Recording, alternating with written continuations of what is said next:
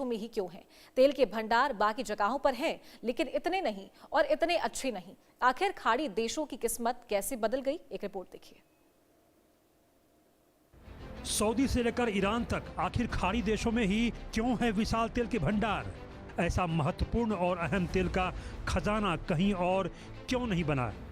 1908 से पहले इन देशों में तेल का कहीं अता पता भी नहीं था, लेकिन जब तेल की खोज हुई तो कई गरीब देश मालामाल हो गए। कुछ दशक पहले तक तो कोई शहर बिना गैस और तेल के आसानी से गुजारा कर भी सकता था, लेकिन आज एक छोटा गांव भी पेट्रोल, डीजल, एलपीजी के बिना चलना मुश्किल है। लेकिन आज एक छोटे से गांव में भी पेट्रोल, डीजल और एलपीजी की खासी ज़रूरत है। यही वजह है कि दुनिया की नज़र ईरान युद्ध और होर्मुज स्ट्रेट पर लगी हुई है। अरब जगत यानी सऊदी अरब, यूएई, कतर, बहरीन, ओमान और ईरान की शुरुआत तेल की कहानी को लेकर 100 साल से कुछ ही ज़्यादा पुरानी है।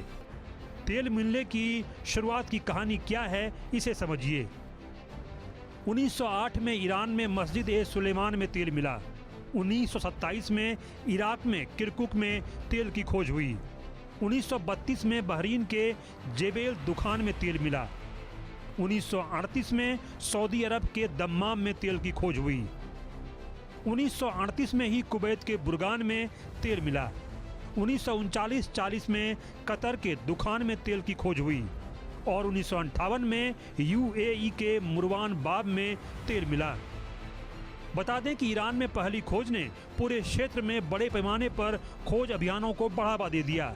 इसके बाद इराक और पूरे अरब जगत में तेल खोजने की एक बड़ी होड़ शुरू हो गई और नतीजे में कई बड़ी खोजें इसी क्षेत्र में हुई। दरअसल अरब को रेत के टीलों और सूखे का पर्याय माना जाता रहा है, लेकिन इससे बहुत पहले यह समुद्री क्रैडल था। करीब 10 करोड़ साल पहले इस क्षेत्र का अधिकतर हिस्सा टेथिस महासागर के गर्म उथले विस्तार के नीचे डूबा हुआ था। यह पूरा इलाका प्लवक, शैवाल और सूक्ष्म जीवों से भरा हुआ था। इन्होंने ही एक गाढ़ा जैविक मिश्रण तैयार कर दिया जो आज के वक्त में तेल के रूप में दुनिया में अर्थव्यवस्था की बुनियाद बना हुआ है। करोड़ों साल पहले क्षेत्र के जीव मरकर समुद्र तल में समा गए और विशाल ऑक्सीजन रहित परतों के रूप में जमा हो गए। जानकार बताते हैं कि समय के साथ तलछट ने इस जैविक पदार्थ को पूरी तरह ढक लिया और भारी दबाव के कारण इसे कसकर दबा दिया। इसके बाद का काम तेज गर्मी ने किया। गर्मी ने इस सड़ते हुए पदार्थ को हाइड्रोकार्बन में बदला। तेल के बनने और जमा होने के बाद इसके निकालने के प्रोसेस में भी पश्चिम एशिया को दूसरे क्षेत्रों के मुकाबले फायदा मिलता है। इस इलाके के भंडार अक्सर बड़े, उथले और ज़मीन पर मौजूद तेल क्षेत्रों में होते हैं। इससे तेल यहाँ पर निकालना बाकी दुनिया के मानकों के हिसाब से काफ़ी सस्ता है। यहाँ गहरे पानी वाले तेल क्षेत्रों या आर्कटिक इलाकों के मुकाबले बहुत कम खर्च आता है।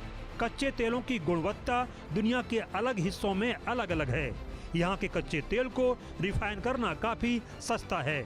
इस इलाके के कई तेल क्षेत्र फारस की खाड़ी के बहुत ही करीब हैं। टैंकर यहाँ से कच्चा तेल भरकर बहुत आसानी से दुनिया के अलग अलग महाद्वीपों में पहुँच जाता है। शिपिंग के मुख्य रास्तों के इतने करीब होने की वजह से तेल के परिवहन की लागत कम हो जाती है। यही कारण है कि खाड़ी देशों की तेल की डिमांड काफ़ी ज़्यादा है। Bureau report, India news. America और इजराइल के संयुक्त हमलों में पश्चिम एशिया के सबसे ऊंचे पुलों में से एक ईरान के करज स्थित B1 ब्रिज को निशाना बनाया गया है। इस हमले में पुल आंशिक रूप से नष्ट हो गया है। ये पूरी रिपोर्ट देखिए। ईरान की राजधानी तेहरान को कराज शहर से जोड़ने वाले बड़े पुल पर गुरुवार को अमेरिका और इजराइल ने मिलकर हमला कर दिया। यह पुल मिडिल ईस्ट के सबसे ऊंचे पुलों में से एक माना जाता है। इसके अलावा कराज के अन्य इलाकों पर भी हमले हुए। बता दें कि ईरान के अलबोर्ज प्रांत में एक बड़े इंफ्रास्ट्रक्चर प्रोजेक्ट B1 ब्रिज को हमले में नुकसान पहुंचाया गया। इस हमले के बाद इलाकों में अंधेरा छा गया, बिजली गुल हो गई, पावर सप्लाई बुरी तरह से प्रभावित हो गई। इस हमले में 2 लोगों की जान भी चली गई और कई लोग घायल हो गए। यह ईरान का 3800 करोड़ की लागत से बनाया गया ब्रिज था। यह पुल इसी साल शुरू हुआ था और इसे मिडिल ईस्ट का सबसे ऊंचा पुल माना जाता है। करीब 1050 मीटर लंबा और 136 मीटर ऊंचे पिलर वाला यह प्रोजेक्ट $400 मिलियन में बना था। इसका मकसद तेहरान को उत्तरी इलाकों से जोड़ना और व्यापार को आसान बनाना था। रिपोर्ट के मुताबिक कराज के अजीमियह इलाके और कराज नॉर्दर्न बाईपास पर इस पुल को निशाना बनाया गया। इस पुल के ढहने से अब ईरान को व्यापार और ट्रैफिक में बड़ा नुकसान उठाना पड़ेगा। पुल के नुकसान से ईरान काफी गुस्से में है और वह कभी भी इसी तरह का जवाबी हमला कर सकता है। गुस्साए ईरान ने बहरीन में अमेजन डेटा सेंटर पर हमला भी कर दिया है और इसको लेकर उसने वीडियो भी जारी किया है। हालांकि यह साफ नहीं है कि यह वीडियो पुराने हमले का है या फिर से हमला किया गया है। ईरान जंग में वार पलटवार जारी है। यह पलटवार बयानों में है और हमलों में भी है। अमेरिकी राष्ट्रपति डोनाल्ड ट्रंप ने गुरुवार सुबह राष्ट्र के नाम संबोधन किया। उन्होंने दावा किया कि अमेरिका को ईरान जंग में जीत मिल चुकी है। साथ ही ट्रंप ने चेतावनी दी कि अमेरिका 2-3 हफ्ते में ईरान पर बड़े से बड़ा हमला करेगा। अमेरिका ने शर्त नहीं मानने पर ईरान को पाषाण युग में भी पहुंचाने की धमकी दे दी। इस पर ईरानी एयर स्पेस फोर्स के कमांडर माजिद मौसवी ने अमेरिका को सख्त धमकी दी। उन्होंने कहा कि जो लोग ईरान को धमकी दे रहे हैं वे असल में अपने ही सैनिकों को मौत की तरफ धकेल रहे हैं।